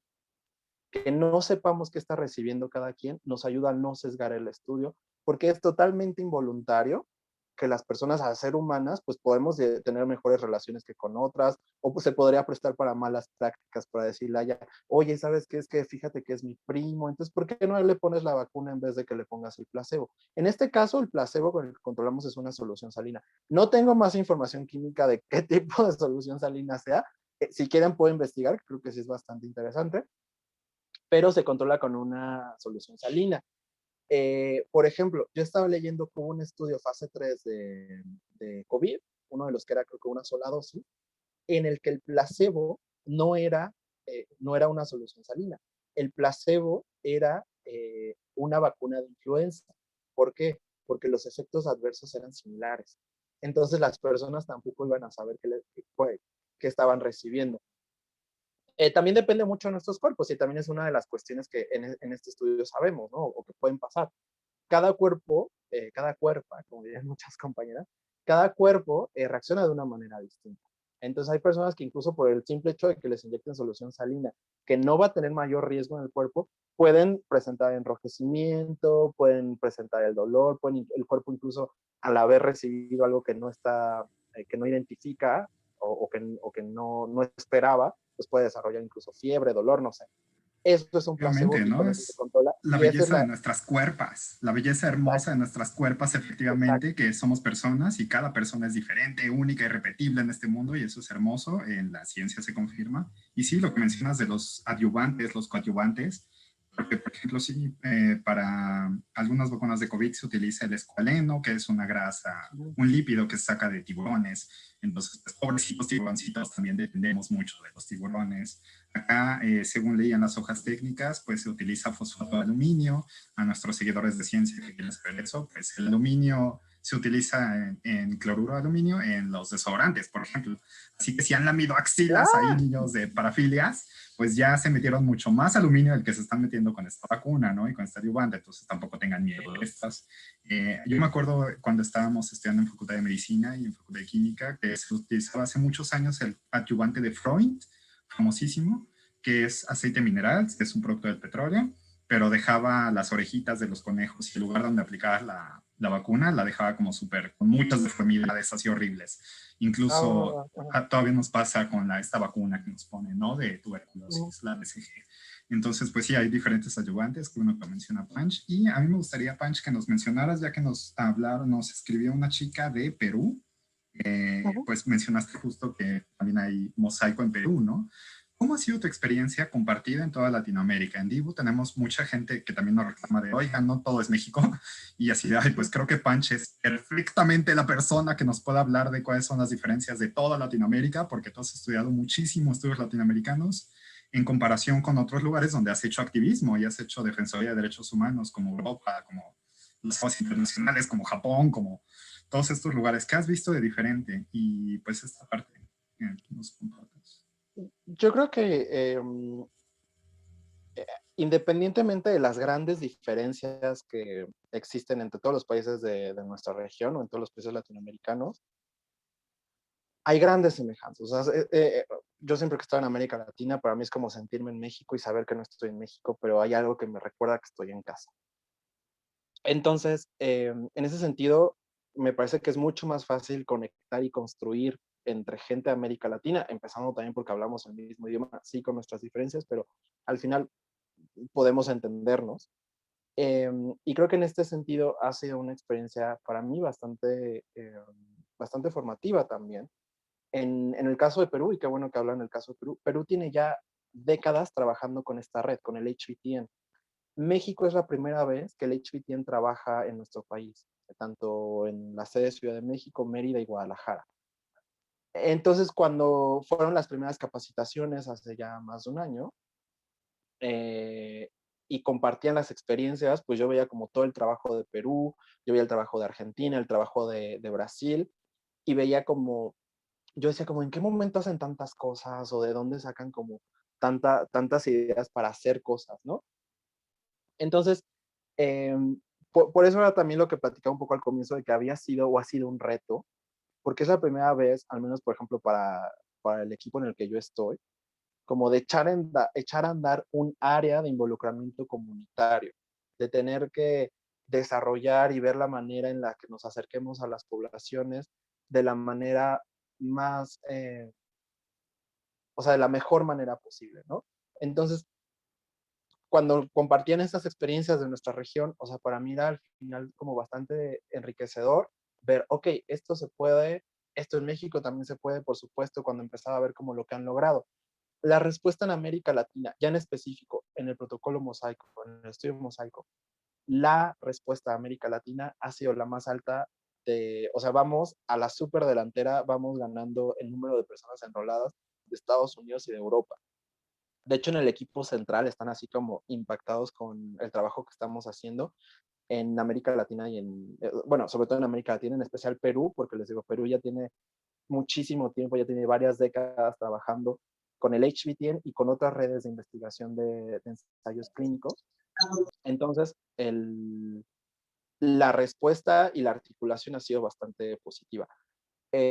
Por ejemplo, tenemos una vez al mes una llamada de educadores latinoamericanos de todos los centros de habla hispana, en la que también compartimos mucho como las experiencias del trabajo comunitario, como, bueno, qué están haciendo acá, qué están haciendo acá, cómo ha sido su experiencia de inclusión de personas trans, etcétera, etcétera. Entonces, hay todo un catálogo, ya ha habido catálogos de buenas prácticas, capacitaciones y regresando al tema de América Latina, pues es mucho compartir experiencias. Muy brevemente, pues por ejemplo, Brasil tiene un trabajo muy grande por su realidad también. Ellos tienden a ver mucho la interseccionalidad, ¿no? O para ellos también uno de los temas principales es, bueno, cómo nos acercamos o cómo involucramos a poblaciones negras. En Argentina, que es una región en la cual las poblaciones trans están mucho más politizadas que en México y hay mucha más articulación entre poblaciones trans, es muy visible desde cómo las compañeras argentinas del estudio Mosaico que lideran las poblaciones trans, desde el discurso, desde cómo se posicionan, desde cómo se articulan, se ve ese trabajo de décadas de muchas activistas argentinas que han hecho y que han articulado, ¿no? Y que han construido en conjunto de otros colectivos, organizaciones. Perú, como les decía, es un país que va, o sea, que eh, tiene una gran experiencia también de personas trans, de involucrar a las poblaciones. Entonces, bueno, eso es un poco como las reflexiones que yo me llevo y espero que en un futuro pues exista también esta posibilidad de desde México compartir lo que estamos haciendo y las experiencias que estamos ganando. Entonces, sí, en ese sentido y hablando de América Latina ha sido eh, bastante formativo y ha sido una experiencia muy, muy, muy positiva el que México entre en esta red y desde América Latina pues estemos dando gran parte de las personas, hasta el momento, las personas reclutadas han sido en América Latina.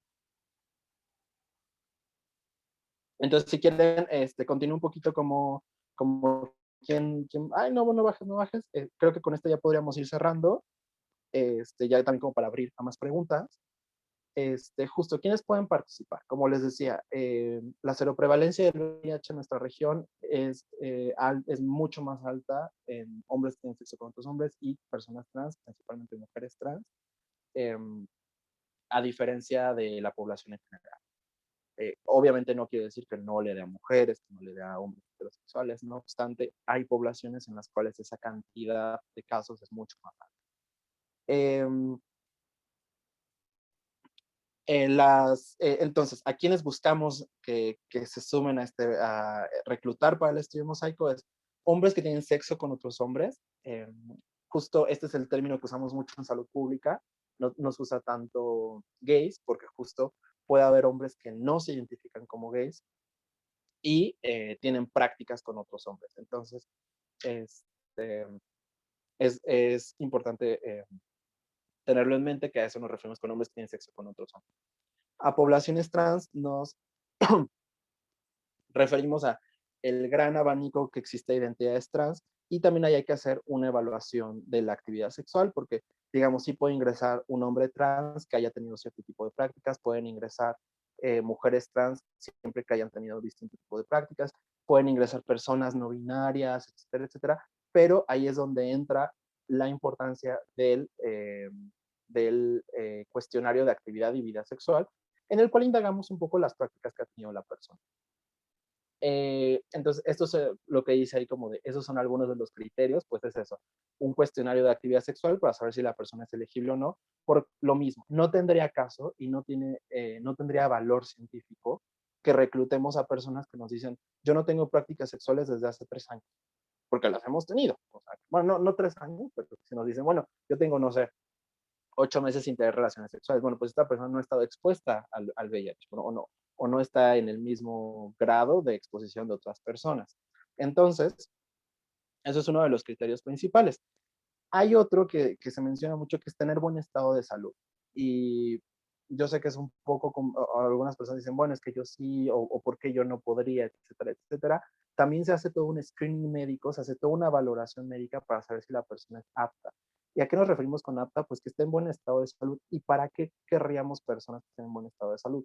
Por lo mismo de que es un estudio de investigación y es un protocolo, estamos probando la eficacia de una candidata vacuna, pues no sabemos si a lo mejor si se le aplicamos a una persona que tiene una enfermedad autoinmune o que tiene una alergia severa, pues a lo mejor justo si una persona ya ha tenido historial de reacciones alérgicas a vacunas, pues no sería lo más ético del mundo ponerle una vacuna en la investigación, ¿no? Porque justo puede ser que le provoque algún efecto secundario, algún efecto adverso severo.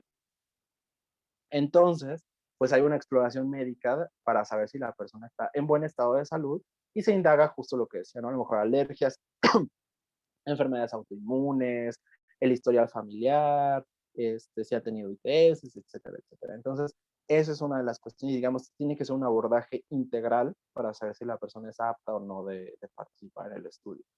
Eh, Justo ha habido personas que nos han dicho como, oye, yo tengo toda la intención, cumplo con los criterios, pero pues resulta que, no sé, que la familia, pues hubo una alergia o que hoy tuvo una alergia a una vacuna, entonces, ¿sabes qué? Como lo que más nos interesa es tu seguridad, pues mejor en este momento no te enrolamos. ¿Por qué? Porque justo no podemos garantizar que este producto vaya a ser seguro para ti, independientemente de que sea eficaz o no, pero a lo mejor ni siquiera puede ser seguro para esta persona. Entonces, siempre, siempre, siempre consideramos y tenemos como el estándar más alto garantizar la seguridad de quienes participan. Eh, otros dos criterios importantes, que las personas estén entre 18 y 60 años de edad y hacer una candidata a vacuna preventiva, pues que no vivan con VIH. Ya también, y es algo que al final termina siendo algo bueno dentro de lo complejo que pueda sonar, ya nos ha tocado a algunas personas que a partir de que quieren ingresar a Mosaico, se les realiza una prueba de VIH justo para saber que no tengan VIH y el resultado es reactivo. Entonces, nos indica por un lado que estamos llegando a las poblaciones correctas, porque son poblaciones que están en riesgo de VIH, y la otra opción, la otra cuestión que nos indica es que justo podemos ayudar a la detección temprana, ¿no? Que eso es algo básico en el VIH, que las personas reciban la atención y el medicamento lo antes posible para que justo no haya unas complicaciones o enfermedades oportunistas. La siguiente, por favor, y creo ya es la última, y creo que pues, me gustaría pasar más hacia las preguntas. Bueno, la COVID-19, esta presentación ya tiene unos meses. Yo sé que pues, algunas cosas han cambiado en las últimas semanas, o creo que no tanto, pero bueno, saber y recordar que estamos en medio de una pandemia que ha sido muy dolorosa y que ha sacado lo mejor y lo peor de nuestro sistema de salud y de nuestras poblaciones. También ha sido muy interesante todas las lecciones que deja el VIH para la COVID-19 y las lecciones que el COVID-19 está dando a quienes trabajamos en investigación y atención de VIH. Entonces, bueno, es importante señalar que nuestras instalaciones pues son sanitizadas constantemente, están ventiladas, buscamos garantizar siempre una sana distancia, que las personas siempre, tanto el equipo, pero las personas participantes siempre con cubrebocas. El equipo, ya parte, más o menos la mitad de nuestro equipo tiene ya la primera dosis de la vacuna y muy pronto la segunda, y esperamos que pronto la otra parte del equipo podamos tener al menos la primera dosis. Entonces lo importante es justo eso, garantizar la seguridad y el cuidado de quienes estamos en el equipo y también de las personas que estén interesadas en participar. La siguiente, por favor, creo que ya es la última. Exacto. Lo que yo les decía, y creo que con esa reflexión cierro, pues actualmente hay muchas opciones de prevención de VIH. Desde el condón, la PrEP, la PEP, el tratamiento como prevención, el zero sorting, etcétera, etcétera. Hay muchas herramientas, hay muchas estrategias de prevención. Mosaico aún no puede formar parte de esta gama y decir como de, sí, toma, esto es el equivalente al PrEP pero inyectado, porque mucha gente piensa que es un PrEP inyectado, lo cual no. Ya hay un PrEP de larga duración inyectado, pero no es lo mismo. ¿Por qué? Porque, recordemos, esta es una vacuna que lo que busca es generar anticuerpos. Yo les invito a todas las personas que tengan la duda, que si quieren o no quieren, que se acerquen y conozcan si Mosaico es para ustedes. O sea, pueden hablar, nos pueden compartir sus inquietudes, hablarlas con alguien del equipo, o sea, con alguien del equipo comunitario o con alguien del equipo médico. Lo que más nos interesa es que las personas que decidan participar en el estudio estén seguras, o sea, estén seguras de su participación y cuenten con la mayor de la seguridad posible. Entonces, pues mi invitación es esa, o sea, que quienes quieran participar o quienes quieran recibir más información nos contacten. Desde acá no hay ninguna presión así como de, sí, vente aquí al protocolo, acá te queremos. Al contrario, siempre es como, esta es la información, tú toma la decisión que más te convenga y, como les decía, generar estas estrategias o saber cuáles son las estrategias de prevención y de autocuidado que más funcionan para las personas. Yo me quedo mucho con eso y creo que justo dotar de herramientas y dotar de información de autocuidado y de prevención a las personas es una de las enormes áreas de oportunidad que nos está dejando el estudio Mosaico.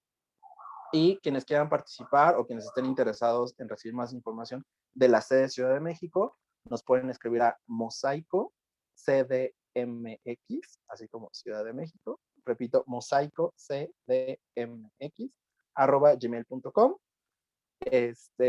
Escríbanos un correo nada más diciendo como hola, me gustaría recibir información o lo que quieran compartirnos y desde ahí les damos como, les compartimos el proceso para que formen parte del estudio y pues nada, creo que yo me quedo hasta acá y pues me gustaría más bien escuchar si hay alguna duda, queja, sugerencia.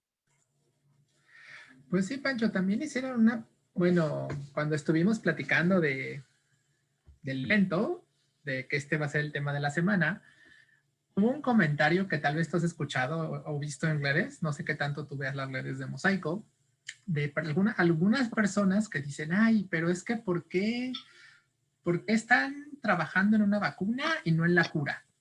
O sea, como que esa es una visión que se está teniendo y, lo que yo bueno, igual también tú tienes como algún speech al respecto, pero lo que yo les decía es que pues como que a veces en el tema de VIH se cree que están estas dos opciones que están peleadas, que es o trabajas en prevención o trabajas en tratamiento, cuando realmente, bueno, nosotros desde la ciencia les decimos que este es un caso de algo que llamamos doble pensamiento, es decir, que habla de dos ideas con que a primera vista estarían peleadas, ya que las analizas no lo están porque se pueden dar simultáneamente, y casi como ustedes están en el equipo trabajando en la vacuna, que bueno, tú no hablaste de eso porque pues es todo otro tema, pero pues la historia de la vacuna del VIH sí es bastante larga y complicada justo por la naturaleza del virus. O sea, no es...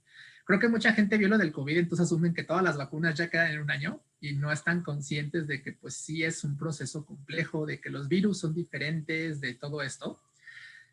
Y aparte, otra cosa que también les mencionamos es de que sería como, o sea, que decir eso, decir por qué están trabajando en la vacuna y no en la cura, sería como si alguien nos dijera a quienes trabajamos el tema con la población de calle, ay, ¿por qué están repartiendo condones en las escuelas y hablando de eso en lugar de trabajar con la gente que ya lo tiene para que sea adherente? O sea, pueden ser ambas cosas a la vez, o sea, Claro, no están peleadas. Digo, claro. no sé si a ti te han hecho ese comentario alguna vez en el proyecto, o si en el proyecto les han dicho cuál es como la respuesta que pueden dar cuando salga esa temática, que seguramente puede llegar a salir. Sé que es una inquietud que algunas personas han dicho en ciertos espacios. Justo creo que para mí es decir como de, oye, hay muchas más ensayos y mucha más inversión en tratamientos curativos de VIH que la vacuna. E incluso la vacuna que llegó a fase 3, que se llama estudio tailandés, que se demostró o que se comprobó que la eficacia era muy baja, desanimó mucho y desincentivó mucho por varios años la investigación de vacunas de VIH. ¿Y por qué se debió digamos, no estancamiento, pero digamos, caminar un poquito más lento? ¿Por qué? Porque empezaron a ver, cada vez había o hay mejores antirretrovirales y mucha de la investigación y de la inversión se fue hacia la investigación con antirretrovirales, que sigue habiendo. De hecho, los ensayos que se están llevando ahorita de distintas redes de investigación son antirretrovirales de larga duración, que a lo mejor con una sola inyección la persona va a tener el esquema por 6 meses o 3 meses. Entonces, eh, o sea, que esta realidad que vivimos hoy de una toma al día, que también, si lo pensamos hace 40 años o hace 35 años, en los que las personas tomaban 20 pastillas al día, a una sola dosis, pues también ha sido por el aceleramiento de la investigación y la tecnología. Entonces, a mí en lo personal, la reflexión que tú haces es totalmente la misma, o sea, no están peleadas, o sea, vamos, o sea, estamos caminando por el mismo camino o vamos en conjunto caminando hacia la prevención del VIH, la prevención y el tratamiento del VIH. No es que porque exista Mosaico ya no hay otros ensayos de investigación de vacunas terapéuticas, de antirretrovirales de larga duración, de a lo mejor comprimidos que duren 2 meses, no sé, o sea, me parece que justo es como a veces tomarlo un poco a la ligera o decir como de, bueno, entonces eso quiere decir que ya no se está investigando otras maneras de prevención. Al contrario, también hay ensayos de PrEP de larga duración. El cabotegravir, que ya está aprobado en Estados Unidos, de hecho, es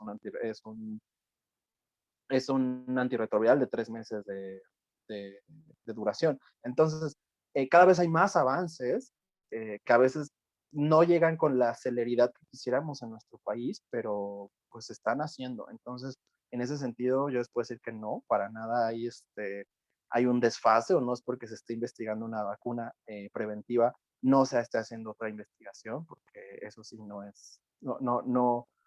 se basa en el principio de realidad. Y sí, justo la vacuna de COVID se hizo en un año, pero recordemos que también muchas de estas vacunas ya estaban avanzadas y al menos la de Janssen es una vacuna que también utiliza tecnología recombinante y que fue también mucho del trabajo que se viene haciendo desde las divisiones de investigación de vacunas, que a lo mejor derivó ahorita en VIH, pero que sabemos que en unos años a lo mejor va derivando en otras vacunas y se van mejorando las tecnologías para distintas vacunas que decimos, bueno, pues a lo mejor la vacuna de, no sé, de la tosferina y la difteria, pues descubrimos que el coadyuvante de no sé qué ayuda y potencializa tal, o vimos que la de Nuviro, no sé, pues al final son resultados y son ensayos que nos van ayudando a fortalecer los tratamientos o fortalecer la prevención o fortalecer ¿no? los esquemas preventivos. Entonces, no sé, para mí más bien, lejos de pensar que, que no pueden ir compatibles, digo, qué padre, o sea, en verdad, ojalá algún día exista o podamos estar diciendo, bueno, a los niños de 10 años les toca su vacuna contra el VIH, ¿no? O sea, ojalá en 1 o 2 décadas pueda estar pasando eso, ¿no? En 6 años, 7. Entonces, yo creo que está increíble, o sea, al final creo que las personas, o yo lo que aprendo mucho de las personas que viven con VIH, es justo decir eso, o sea, vamos hacia allá, o sea, el camino es ese, ¿no? El camino es prevenirlo y atenderlo. Y, excelente, y justo eso responde la pregunta que nos decía Dillinger Tsukino. Mi pregunta es, ¿aún no hay un avance en la lucha para eliminar el virus en las personas ya infectadas? Lo respondiste ya bastante bien con esto. Y pues recordar también que el VIH ya es parte de las problemáticas complejas del mundo. Ya tenemos que empezar a pensar desde las ciencias de la complejidad. A Fer le encanta este enfoque enorme. Por ejemplo, todo el mundo hemos visto estas etiquetitas que empezaron a salir. Pues bueno, la obesidad, la diabetes y todo esto, pues son enfermedades complejas que tienen que analizarse desde muy diversos ámbitos, ¿no? Ya basta de este enfoque higienista, ya basta de estos científicos que nada más nos pasábamos todo el tiempo en el laboratorio sin entrar a trabajo comunitario, sin estar, pues, directamente involucrados con la parte social, con las partes humanidades, con la filosofía de la ciencia. En ese aspecto me gustaría que nos hablaras de 3 palabras que utilizaste, que creo que se han tergiversado mucho últimamente también. Lo he visto mucho en ciencia, en Cuerpa, divulgación de la ciencia. la primera es Verba, cuerpa. una es cuerpa, no. Y verba quitada, no. Una de ellas es comunitario. Por ejemplo, en teatro científico que hemos hecho de divulgación de la ciencia, hemos visto en convocatorias y demás que dicen, bueno, ahora el enfoque va a ser de teatro comunitario. Entonces, lo único que hicieron las personas muy mañosas fue ponerle, sí, mi obra de teatro es teatro comunitario. Y así de corazón, no entiendes ni siquiera qué es eso. Las personas que hemos estudiado derechos humanos sabemos que, o sea, no es trivial, no nada más es cambiarle el título y ponerle comunitario y ya estás haciendo trabajo comunitario, o sea, no. Pues fue esa, transversal e interseccional. Son 3 palabras que utilizaste. Pero sobre todo, ¿qué entendemos por trabajo comunitario? Que creo que tú eres la persona indicada y perfecta para hablarnos de esto. Pues bueno, por trabajo comunitario, yo entiendo y también voy a tratar de sintetizar y de integrar un poco de la filosofía o del modelo, del modelo comunitario de la red, pues justo acercarnos o trabajar con las comunidades que son más afectadas. En este caso, que son más afectadas por VIH o como nos gusta más llamarlas, las poblaciones clave, ¿no? Porque justo trabajar también con estas poblaciones o acercarnos a estas poblaciones nos puede ayudar a prevenir nuevas transmisiones y lentamente bajar el número de nuevas transmisiones o bajar al menos el número de casos de SIDA, ¿no?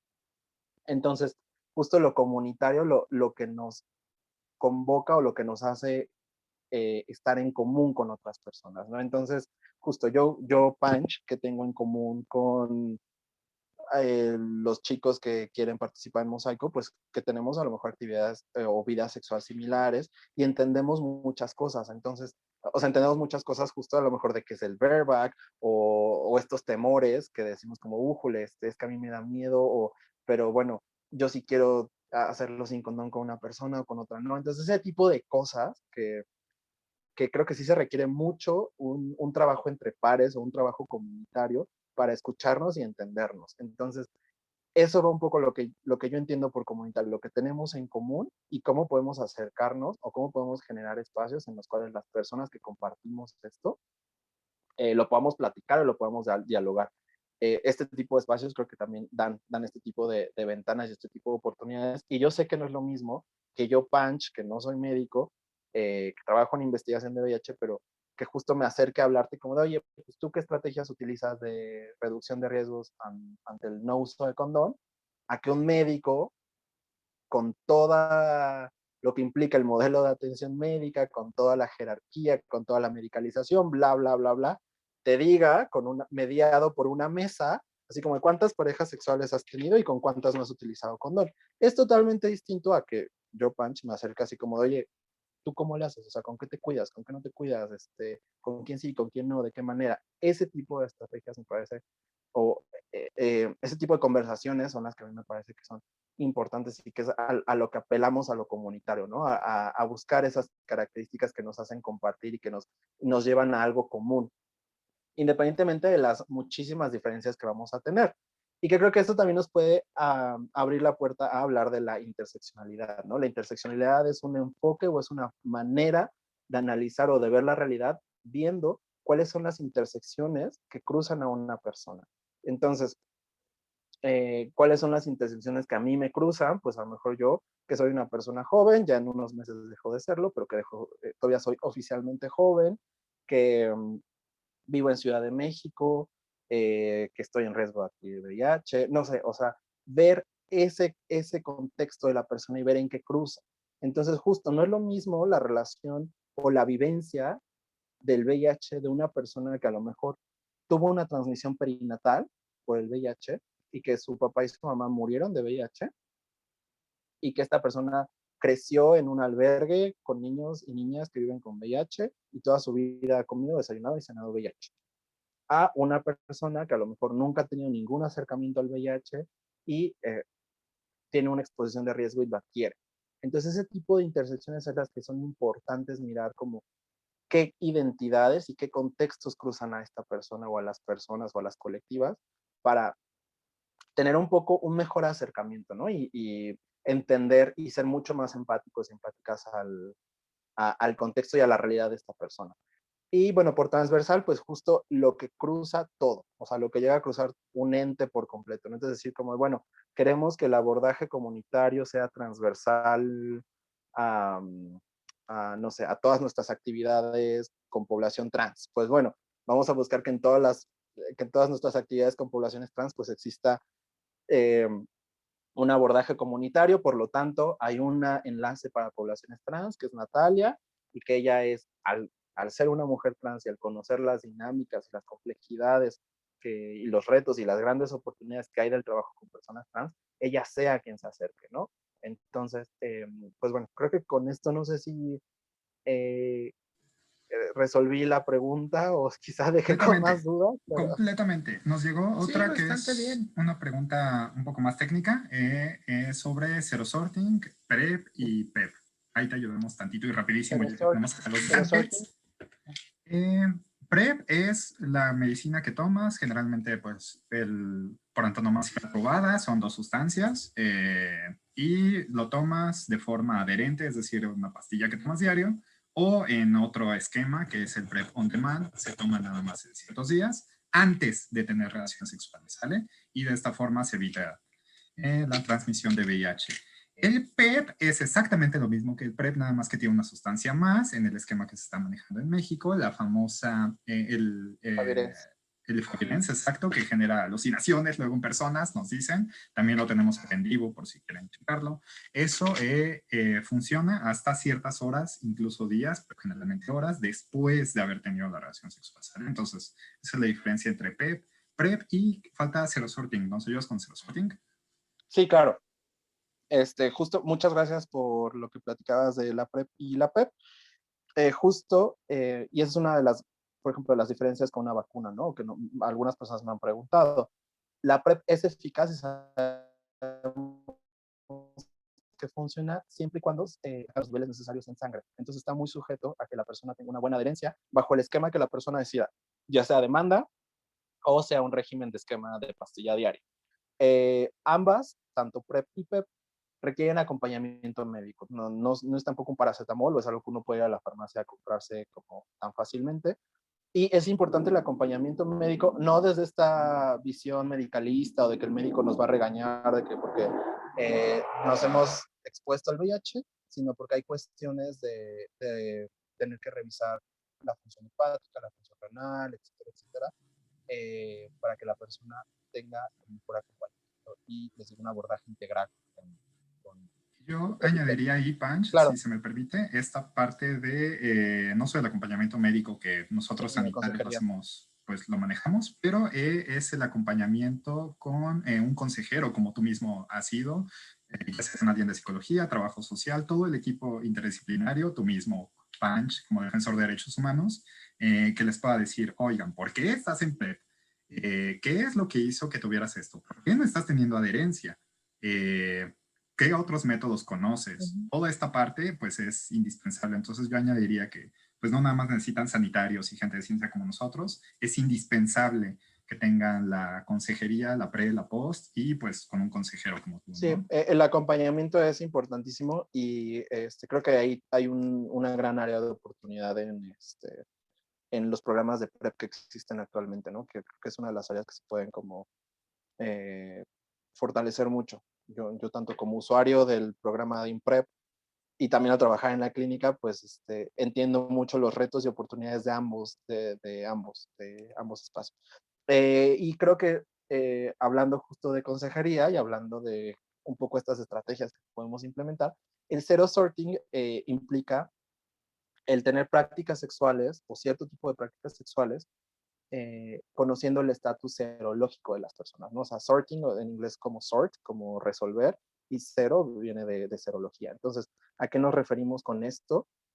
Por ejemplo, a lo mejor yo no estoy en PrEP. Supongamos que yo, Pancho, no estoy en PrEP. Ahorita yo no estoy en PrEP y resulta que decido tener 3 parejas sexuales. Una pareja sexual vive con VIH y está indetectable. Entonces yo sé que con esta persona, si yo o en algún momento no hay condón, o sea, si decidimos no usar condón, o si el condón se rompe, o lo que sea que pase, yo sé que con esta persona estando indetectable, no hay un mayor riesgo para mí de adquirir el VIH. Otra estrategia podría ser como, bueno, esta persona que la conozco, que sé que está en PrEP, entonces también, si no hay condón, si se rompe o lo que sea que pase, también sé que con esta persona no hay riesgo de una transmisión porque la persona está en PrEP y no hay VIH en esta persona. A lo mejor otra estrategia sería conociendo el estatus serológico de la persona. Si a mí me consta y sé que la persona no vive con VIH o tiene un resultado no reactivo, eh, también podría tener, digamos, o sé que habiendo relaciones sexuales con esta persona, no hay una transmisión de VIH. ¿qué es la parte compleja del... Ay, ok, hasta luego, Jesús Salas. ¿Cuál es la parte compleja del zero sorting? Una, que en muchas ocasiones no sabemos si la persona está compartiendo su estatus de VIH o si está no reactivo. O sea, en muchas ocasiones, aunque una persona me diga, sí, estoy indetectable, difícilmente voy a ir a decirle, sí, dime tu número de salvar para meterme al sistema y ver si realmente estás indetectable. Además, eso al final generaría también una práctica, un tipo de medio casi pasaporte sanitario y un tipo bastante, con una práctica medio, bueno, que a mí no me encanta, de también decir como, bueno, entonces tú que si estás en PrEP, yo sí puedo coger contigo, o tú que estás indetectable, ¿no? Y justo no lo aterrizamos más, o cómo llevamos esta práctica a una discusión, decir, lo que necesitamos, o algo que, por ejemplo, algo que he visto que sucede mucho en Estados Unidos, es que ahí las personas abiertamente, sobre todo en las costas, en las ciudades del medio oeste quizá no tanto, pero en las costas es muy común que la gente comparta su estatus de VIH, tanto si viven con VIH o están en PrEP o son negativos. Entonces eso también nos ayuda mucho a redirigir nuestras estrategias de autocuidado, ¿no? Que al final, en muchas, pues recordemos que no es solamente una persona, ¿no? Sino que para el acto sexual, pues hay 2 o más personas involucradas. Entonces, para mí lo importante es eso, ¿no? Como generar las estrategias que funcionen para ambas personas, que sean eh, eh, consensuadas y justo eso, ¿no? O sea, lejos de que esto genere como una idea de que, bueno, entonces ahora todo el mundo con el que quiera tener relaciones sexuales me tiene que enseñar una prueba de VIH no reactiva de las últimas 2 semanas, porque también eso generaría, creo que, prácticas más violentas, más bien así como, bueno, ¿por qué no estamos hablando abiertamente de nuestros estatus de VIH? ¿No? ¿O por qué todavía es complejo para una persona que vive con VIH compartirlo? Que no están obligadas, por supuesto, y si no lo quieren compartir, no tiene absolutamente nada de malo que no quieran compartir su estatus de VIH, porque es algo privado y es algo confidencial. Eh, pero justo porque hay personas que viven con VIH que prefieren decir en aplicaciones de encuentros que están en PrEP. O sea, ¿qué implicación? O sea, como comunidad, como poblaciones, ¿por qué aceptamos más a una persona en PrEP a una persona que vive con VIH? O a una persona que dice ser negativa a VIH, que vive con VIH, ¿no? O que la persona dice que no vive con VIH, pero tiene VIH y sabiendo que es indetectable no va a transmitirlo, etcétera, etcétera. Entonces creo que para mí, o sea, la principal reflexión de Zero Sorting es que nos falta mucho en México hablar abiertamente de nuestros estatus y pues bueno, también entiendo que viene mucho de la xenofobia y de todo el estigma y los grandes prejuicios que aún existen hacia las personas viviendo con VIH. Sí, y aparte, pues digo, es todo un tema del que también podríamos hablar, porque Hay bueno, que hacer también una tienes la sesión de Zero gente, Sorting. no, o sea, también está, por ejemplo, la gente que dice que está en PrEP, pero le preguntas, ¿qué entienden por PrEP? Creen que el PrEP solo es tomar una pastilla, no entienden que es un protocolo. Está la gente que te vende PrEP, que te queda así como de, ¿y cómo ¿Y lo de dónde consigues? lo Porque sacó? todavía no Exacto, está tan... exacto. Y por otro lado, creo que un pequeño avance que sí está, es que ya está cada vez más difundida, aunque le falta mucho, como tú dices, la idea de poder decir, sí, soy VIH positivo, pero indetectable, que también es como, digo, ya es como todo otro tema acerca de cómo está cambiando nuestra percepción, que también digo, es una pregunta que no hicieron aquí, pero sí nos hicieron antes del evento, que era acerca de por qué Mosaico, que creo que tú mencionaste brevemente, de por qué Mosaico solo estaba en la Ciudad de México, en Guadalajara y en Mérida. Y lo que les dijimos fue de que, bueno, es que también ten en cuenta que uno de los aspectos que contemplaron era lugares donde las personas como que pudieran manejar digo, hay varios factores evidentemente, pero creo que lo importante es de que, pues imagínate que intentaran hacer esto en Guanajuato o en Monterrey. O sea, saben que hacerlo en un estado altamente conservador, pues por un lado va a dificultar muchísimo las relaciones con las figuras de poder, y por otro que pues va a haber gente que va a tener pues no va a animarse tanto a participar porque pues si aquí tenemos ciertas complicaciones con la xerofobia, la homofobia, la transfobia, imagínate en esos espacios, o sea. Tú que eres el máster en cultura de la paz, ya tendrían que tener 3 másters en cultura de la paz para ir conciliación de conflictos y así. Exacto. Sí, Sí, sí, o sí, sí. sea, Creo que también responde a muchas cosas. Sin duda, el contexto cultural, el contexto de cada sitio es importantísimo. De hecho, no están ustedes para saberlo, ni yo para contarlo, pero en el plan comunitario que se llena en una plataforma, una de las primeras preguntas es: platícanos del contexto de VIH en tu zona, en tu sitio de investigación. Porque obviamente cada sitio y cada contexto es distinto, ¿no? O sea, bien lo dicen, es muy distinto la información que existe de VIH en la Ciudad de México, a lo mejor que la que puede existir, no sé, en Durango o en Sonora, donde existen aún grandes retos. Obviamente no quiere decir que no haya gente haciendo un trabajo increíble, pero los retos son mucho más grandes, ¿no? Empezando porque a lo mejor ahí todavía falta muchísimo en detección o muchísimo en atención a personas viviendo con VIH, ¿no? O a otros servicios que aquí también fallan o aquí también hay que fortalecer, pero a la vez hay más información, hay más lugares a los cuales ir, etcétera, etcétera.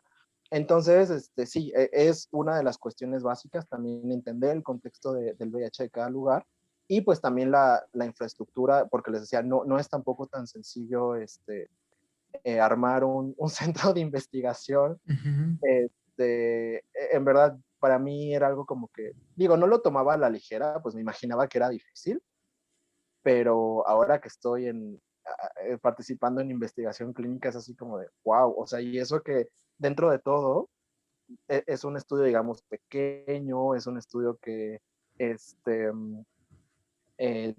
tiene recursos, o sea, no me puedo imaginar como los estudios que implican a decenas de miles de personas y digo, wow, o sea, cuánto dinero no hay ahí, cuántos retos no hay, no sé, o sea, hablando de cuando tuvimos la capacitación, que digo, para mí no era tan capacitación, o sea, para mí era nada más como escuchar lo que la gente de laboratorio hace o la gente de farmacia hace, pero es como que, wow, o sea, yo no me había cuestionado que hay que mantener una cadena fría y que si en algún momento el refrigerador te marca que hubo un momento en el que subió la temperatura, ya todo el lote se te echa, o sea, ya no lo puedes utilizar y hay que levantar como un reporte, o sea, todas esas cosas que digo, claro, o sea, tienen todo el sentido del mundo, pero que a lo mejor cuando no estamos inmersos en estos temas, pues las damos por sentadas, ¿no? O no las apreciamos. Entonces, cada vez digo, wow, o sea, sí es un reto enorme realizar investigación, ¿no? Entonces, en este momento, pues están estos 3 sitios. Ojalá después de esta experiencia de trabajo tanto con la red, con el HPTN, que es una red muy grande, pues esto invite a que otros estados en México y otras zonas, pues a lo mejor también puedan ingresar, ¿no? Al final son en muchos países son centros de investigación que se comparten con universidades, entonces pues a lo mejor las universidades ponen también parte de la infraestructura, por ejemplo, ahora que estamos trabajando con la Clínica Condesa y con el Instituto Nacional de Ciencias Médicas y Nutrición, pues hay cosas que pone la Clínica Condesa, hay cosas que ponen desde nutrición, entonces como que siempre se buscan también esta sinergia de saber, bueno, qué podemos también aportar desde cada uno de desde nuestros espacios y desde nuestros institutos de investigación. Entonces, ojalá, ay, perdón, yo ya no tengo COVID, son alergias estacionales. Este, me parece que es importante señalar eso, ¿no? Y ojalá en un futuro también existan otros centros de investigación en otras zonas de México y con esto cierro, que ayuden también o que sean puentes para poco a poco también revertir la situación de desinformación y de prejuicios que existen hacia el VIH. Entonces, verlo también como un área de oportunidad para contribuir. Exacto, y bueno, justamente también a manera de cierre, nos gustaría comentarles que, bueno, este enlace que surgió con el proyecto, por un lado es porque es uno de los temas que nos preguntan, o sea, sobre todo con lo del COVID, pues ha sido un tema muy, muy recurrente de, bueno, ¿y qué pasa con las demás enfermedades, vacunas, etcétera? Y por otro, también porque desde la asociación, bueno, yo personalmente participo como participante, valga la redundancia, en el proyecto de Mosaico. Entonces yo he estado ahí de primera mano. ¿Qué? Ahí es muy... Y hay, por Se ejemplo, rompió el cosas... ciego. y te digo algo Se que sí rompió el es... ciego. No se ha roto el ciego porque yo no sé si tengo placebo o vacuna. Nadie lo sabe. No, y nadie lo No lo sabe. sabremos hasta en 3 años, creo, tal vez algo así. Sí, sí, sí. Pero bueno, lo importante ahí es que, por ejemplo, pues es un protocolo y hay muchas cosas que no sabes hasta que vas. O sea, porque platicado puede sonar muy bien, pero pues aquí en México tenemos mucho esa desconfianza particular a sistemas de salud. Pero vaya, yo lo que sí veía ahí es que, como bien dijo Pancho, para que vean que también no solamente fue su promoción, sino que tenemos trabajo de campo que lo avala, que por un lado, pues sí te hacen un monitoreo muy profesional, o sea, no te cuestionan en ningún momento. Por ejemplo, yo les comentaba de que, como bien dijo Pancho, te hacen una evaluación inicial de cuántas parejas sexuales han tenido en la vida, y yo les dije, ay, pues no sé, haciendo cálculos así muy, muy abiertos, porque es muy difícil saber exactamente cuántos son, he tenido, no sé, 700. Y decían, ah, bueno, 700 y ya. O sea, ellos lo consideran como un número. Te preguntan cuántas drogas has consumido y no se espantan si les dices, ay, pues he consumido, no Todo, sé, todo ketamina, habido por cristal, haber. exacto. Y también, Intravenoso también. ajá, y también lo que es muy importante que alguien preguntaba, bueno, ¿y cuánto? Que ya lo hablamos, pero igual vale la pena recalcarlo, de que, ay, pues ¿cuánto te pagan por hacerlo? Porque puede que te dé VIH. Y yo entiendo que está la idea que te pueden dar una falsa sensación de seguridad, pero lo cierto es que constantemente te recuerdan eso, te dicen, oye, pues ten en cuenta que como no sabemos si tienes placebo o vacuna, pues tienes que seguir tu vida sexual como la llevas. Incluso te dan, creo que sí lo mencionaste en medio de la presentación, también te dan condones, lubricante, te dan una breve charla cada vez que vas acerca de la importancia de la protección, de que consideres tus riesgos y todo. Es decir, es un proyecto completo. No solamente es ir a que te pongan la vacuna y nos vemos en un mes. Incluso hay un monitoreo constante de en cada aplicación de la vacuna donde alguien te marca y te preguntan, me preguntaron, por ejemplo, cómo te has sentido, si tuviste una reacción en la zona de la vacuna, que todo eso ya lo vieron en fase 2 que podría pasar, te descartaron varias cosas. Y también te dan mucho el seguimiento porque lo que quieren ver, por un lado, sí son las reacciones, pero por otro es, como bien dijo Francisco, ver si efectivamente esto nos va a ayudar como a disminuir esto o no. Y digo, sabemos que aún si se puede, pues es un camino que aún falta. Digo, veamos qué pasa con la vacuna del VPH, que en varios estados no nos las quieren dar a hombres que tenemos sexo con otros hombres porque tienen la idea de que no, solamente es para las mujeres, porque solo Para las ellas niñas. están. Y para las niñas Exacto, a y más de para las 15 niñas. años. Que con las Las niñas también es un adolescentes. tema, porque hay muchas mamás que creen que ponerles la vacuna es invitarlas a empezar su vida sexual y tonterías así, y es como, o sea, no. Pero sí, por eso queríamos traer el proyecto, porque nos parece algo muy importante, que la gente se sume, que participe, que sepa que están, como alguien nos decía, ay, pero pues no, si no sé si tengo la vacuna, no, ¿qué gano? Y les decíamos, pues ganas que estás participando en algo más grande. Digo, ya si eres como nosotros o como yo, puedes decir, bueno, ganas que estás poniendo literalmente el cuerpo en la ciencia, no solamente hablas de ella, sino que participas en ella. Entonces ya puedes hablar desde los dos lados. El Porque es lo que cuerpo y luego el nos dicen. tiempo. Y la sangre. Exacto. Porque es lo que luego nos dicen, de que, ay, es que Sí, ustedes sí, hablan sí, muy sí. fácil, pero no saben lo que es estar ahí. Todos decimos, pues sí, ya estamos ahí, estamos acá.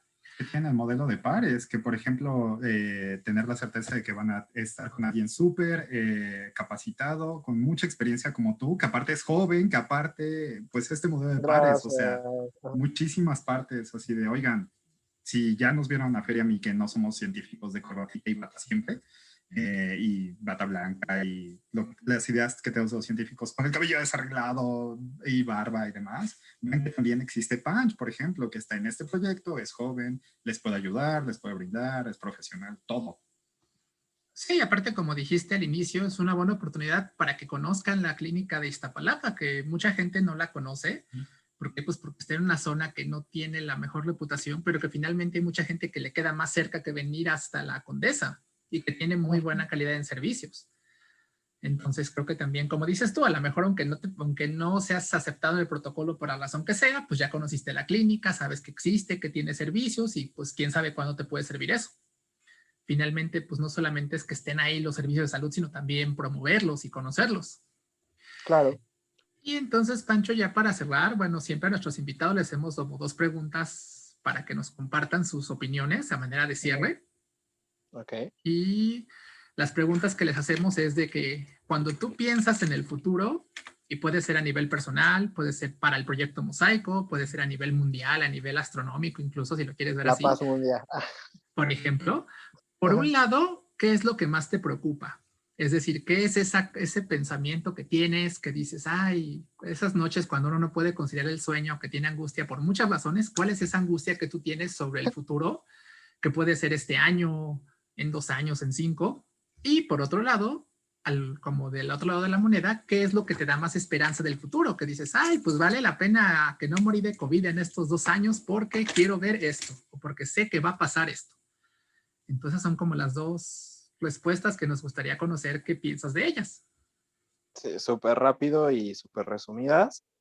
Lo que más me quita el sueño es justo a veces pensar como de, ¿y si esto es el fin del mundo? O sea, ¿y si en realidad el COVID va a mutar y va a seguir mutando décadas y años y no vamos a saber cuándo va a acabar, o en realidad nunca va a acabar porque va a mutar y las vacunas no van a ser efectivas, eficaces, bla, bla, bla? A veces pienso un poco eso y digo como, ay, bueno, no sé si a ustedes les llega a pasar, pero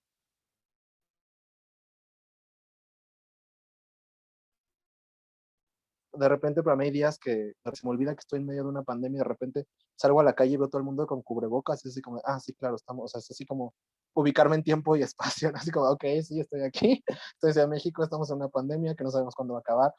Después, como ya saben, a veces también los medios creo que no ayudan mucho, ¿no? Pero esto que estaba pasando así como de que por un lado hay como ondas de calor, pero por el otro lado el frío está así como temperaturas súper congelantes, o sea, es como decir como, bueno, a lo mejor y sí ya es, o sea, como hablaba con un amigo que me decía, nos habían pintado que el fin del mundo iba a ser de un día a otro. Y nadie nos dijo que el fin del mundo es estar en casa 2 años en pijama, confinados, viendo, esperando a que pase lo peor. Entonces a veces eso me quita el sueño. ¿Y qué es lo que más me da esperanza? Las redes de apoyo que se han articulado a partir de esto. Creo que justo la resiliencia de las comunidades, ahora que gracias al proyecto Mosaico me he acercado mucho más al trabajo comunitario con personas trans, ver justo cómo estas redes de apoyo se han activado. Acá en la parte nacional en la que yo vivo, pues también me da gusto que a unas cuadras pusieron así como una mesa en la que la gente va y puede dejar comida o ropa o cosas como que ya no nos sirva y es así como, bueno, si a ti te sirve, úsalo. Entonces, creo que eso es como esperanzador para mí. También, yo no sé si soy la única persona que, que, me, que estoy pensando en esto, pero creo que también todo esto de usar más por ejemplo, los espacios abiertos, como que nos está empezando a dar otra conciencia y otra reflexión sobre la importancia del espacio público. Entonces yo digo, bueno, ojalá más adelante se creen a lo mejor calles peatonales donde se pueda poner las mesitas del restaurante, o sea, como creo que eso también en un mediano plazo, ojalá también nos ayude como a repensar la relación con la ciudad, la relación con los espacios, la relación con las otras personas. Y por último, creo que también algunas personas, no sé si a todas, pero creo que algunas personas sí nos está generando también un poco reafirmando esta idea de cómo nuestras acciones individuales tienen un impacto en lo colectivo, ¿no? Entonces, como a medida de que yo use cubrebocas, a medida de que yo esté en PrEP, a medida de que si tengo una gonorrea, me la atienda, o sea, ese tipo de cosas, digo, ok, corto cadenas de transmisión, ¿no? O sea, dejo, apoyo a que esto no se siga diseminando. Entonces, para mí eso ha sido también como una reflexión bastante interesante y yo me quedo con eso. Dentro de toda esta realidad distópica, me quedo mucho con esas reflexiones. Ay, es una bendición, Panch. Muchísimas gracias por tus palabras, porque cuando invitemos generalmente a nuestros pares científicos, se quedan con estas dos preguntas y le piensan, corazón, como no tienes idea, y les cuesta tantísimo trabajo. Es así de, no, a mí pregúntenme de la muerte entrópica del universo, de la segunda ley de la termodinámica, no sé, algo así. ¿Qué es esto que me estás preguntando? No entiendo. En cambio, me encanta esta respuesta con tanta sensibilidad, tan perceptiva de tu realidad y de tu entorno, tan de derechos humanos, bien, y de activista de hueso colorado que eres, corazón. Es una bendición siempre escucharte. Siempre es una bendición escucharte, te queremos mucho. Te manda saludo a nuestro mapache Raccoon, mascota de la asociación.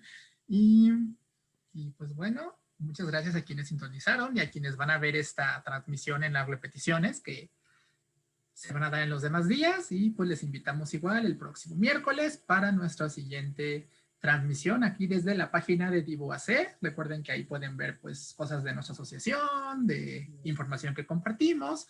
Igual si quieren saber más de Mosaico, ya les pasó su dato Pancho. Igual si quieren mándenos un mensaje y nosotros con mucho gusto les compartimos también los datos para ponerse en contacto. Muchísimas todavía gracias. están reclutando tanto en la Ciudad de México hasta como junio, en Mérida, hasta junio. Sí, así que todavía estamos muy a tiempo para unirse si les interesa. Y pues bueno, sería todo. Muchas gracias. Te queremos mucho, hasta amigo. luego. Bye. Bye. Muchísimas gracias. Bonita noche. A ti, Hasta luego. corazón, que estés bien. Bye. Gracias por el espacio. Gracias a Sale, ustedes. Hasta luego. bye.